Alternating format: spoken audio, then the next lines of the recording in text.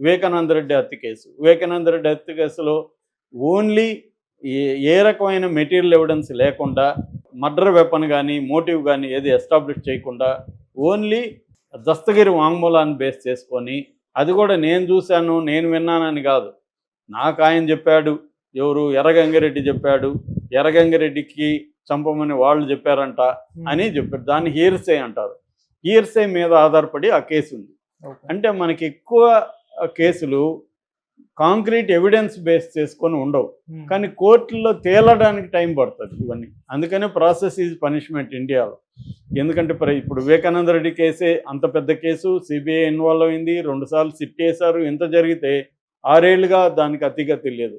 Jagan case, జగన్ది quid pro quo, Jagan వాళ్ళ నాన్న సీఎంగా ఉండి కొన్ని కంపెనీలకు మేలు చేశాడని చెప్పి ఆ కంపెనీలు జగన్ కంపెనీల్లో పెట్టుబడులు పెట్టాయి ఆ కంపెనీలకు సంబంధించిన వ్యక్తులు. సో అది క్విడ్ ప్రోకో అని పెట్టారు. దాన్ని ప్రూవ్ చేయడానికి ఎంతకాలం కావాలి? మనకు విచిత్రంగా ఉంటుంది. ఒక సిబిఐ లాంటి సంస్థ దాంట్లో ఇన్వాల్వ్ అయ్యి, ఈడీ ఇన్వాల్వ్ అయ్యి 11 ఏళ్ళుగా అతను బెయిల్ మీద ఉండడం విడ్డూరంలోకి విడ్డూరం. సో ఇక్కడ ఏంటంటే లీగల్ సిస్టమ్ అనేది పొలిటికల్ సిస్టమ్ చేతిలో ఉంటుంది. పొలిటికల్ సిస్టమ్ అంటే అర్థం పవర్ ఎవరి దగ్గర ఉంటే వాళ్ళు అనుకున్నట్టు లీగల్ సిస్టమ్ మొత్తం. లీగల్ సిస్టమ్ అంటే పోలీసులు, జైళ్ళు, కోర్టులు, ఈ మొత్తం కూడా లీగల్ సిస్టాన్ని నడిపించేది ఎవరంటే పొలిటికల్ సిస్టమ్.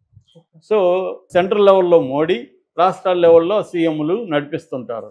సో అందుకనే మనం సీఎం లేకపోతే అక్కడ పార్టీలో ఎవరు ఇంపార్టెంట్ వాళ్ళు అనుకున్న వాళ్ళని హింసించడం, కేసులు పెట్టడం అనేది one of the common agendas అన్నమాట. సో అలాగా ఇప్పుడు పోసాని దగ్గర ఒక వాంగ్మూలం తీసుకున్నారు.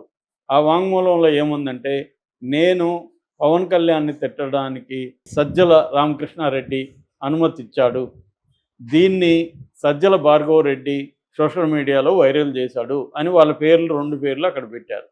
ఇప్పుడు పోలీసులు ఏం చేస్తున్నారంటే, ఈ 2 పేర్లు చెప్పారు కాబట్టి వాళ్ళ మీద కూడా ఈ కేసులు పెడతారు. వాళ్ళ మీద కూడా త్రిబుల్-1 పెట్టేస్తారు. త్రిబుల్-1 ఎందుకు పెడతారు?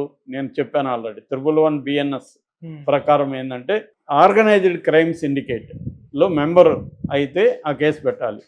ఆర్గనైజ్డ్ క్రైమ్ సిండికేట్లో మెంబర్ అన్నా ఉండాలి, మెంబర్గా ఉన్న వాళ్ళకి ఆశ్రయం ఇచ్చి ఉండాలి, మెంబర్గా ఆర్గనైజ్డ్ సిండికేట్ క్రైమ్ కార్యక్రమాల ద్వారా వచ్చిన డబ్బులు వీళ్ళకి వాటా అన్న వచ్చుండాలి. ఈ 3 ఉంటే కేసు పెట్టాలి. కానీ అది పెట్టేస్తారు. ఎందుకు పెడతారంటే అది non bailable, cognisable. Non bailable అంటే బెయిల్ రాదు, కాగ్నిజబుల్ అంటే వితౌట్ కోర్టు పర్మిషన్ వారెంట్ లేకుండా అరెస్ట్ చేయొచ్చు.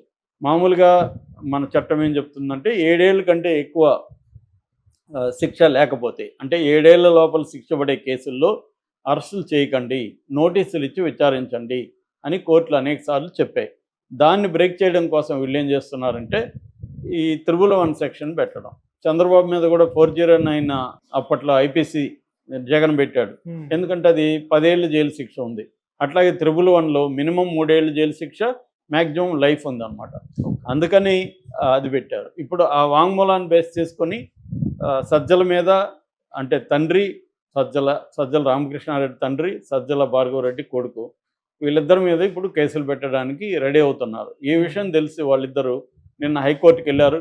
అసలు మాకు ఈ కేసుతో సంబంధం లేదు, ఆయన వాంగ్మూలంలో మా పేర్లు ఎందుకు చెప్పాడో మాకు తెలియదు, మేము ఆయన్ని తిట్టమని చెప్పలేదు అనేది వీళ్ళు ఇప్పుడు చెప్తున్నారు. అలాగే మాకు ముందస్తు బెయిల్ ఇవ్వండి, దాన్ని బేస్ చేసుకొని మమ్మల్ని అరెస్ట్ చేయబోతున్నారు, మేము ఎక్కడికి పారిపోం, మాకు స్థిరాస్తులు ఇక్కడ గుంటూరు జిల్లాలో ఉన్నాయి, తర్వాత పులివెందుల్లో ఉన్నాయి కాబట్టి మేము పారిపోయే ప్రసక్తి ఉండదు, మేము ఎప్పుడు దర్యాప్తుకి రమ్మంటే అప్పుడు వస్తాము అని ముందస్తుగా వీళ్ళు వెళ్తున్నారు. మామూలుగా అయితే ఈ రెగ్యులర్ కేసుల్లో వీళ్ళని అరెస్ట్ చేయరు, కానీ 1 త్రిబుల్-1 పెట్టేశారనుకో వీళ్ళు అరెస్ట్ అవ్వరు. ఒకసారి వెళ్ళిపోయినాక ఏం జరుగుతూ ఉంది, ఇప్పుడు ఆల్రెడీ పోసాని మీద వారెంట్, అనంతపురం పోలీసులు కూడా వారెంట్ రెడీగా పెట్టుకున్నారు చేతిలో.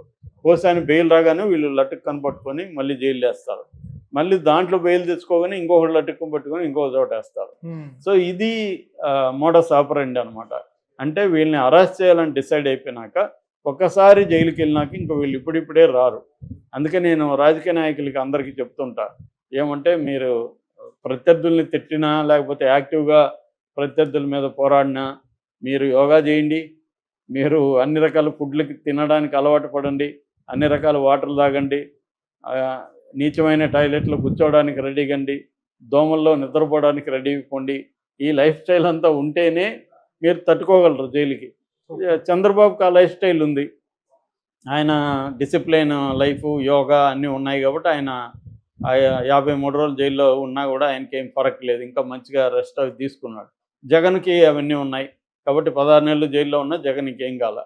కాబట్టి ఇవన్నీ ఉంటేనే ఇప్పుడు పోసానికి అవేవి లేవు. ఆయనకి 66 ఏళ్ళు, ఆయనకి హార్ట్ ప్రాబ్లం ఉంది, ఆయనకి ఇవన్నీ అలవాట్లు లేవు, ఒక ఫుడ్ ఇవన్నీ డిసిప్లిన్ తీసుకోవాలి. కానీ అందువల్ల ఆయన ఇదయ్యాడు. సో అలాంటి ఇష్యూలు ఉన్నప్పుడు అసలు నోరు మూసుకొని ఉండాలి. పోసాని